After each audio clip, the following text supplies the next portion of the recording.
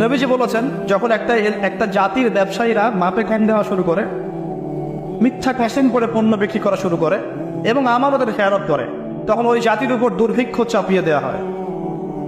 কি চাপিয়ে দেওয়া হয়? দুর্ভিক্ষ চাপিয়ে দেওয়া।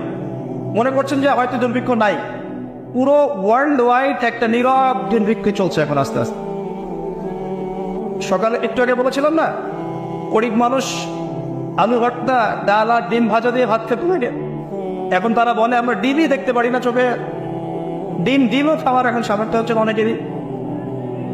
আপনি শোনেন, আমি একটা জব করতাম, মনে করেন স্যালারি পেতাম 5,000 টাকা, এখন পাচ্ছি 10,000 টাকা।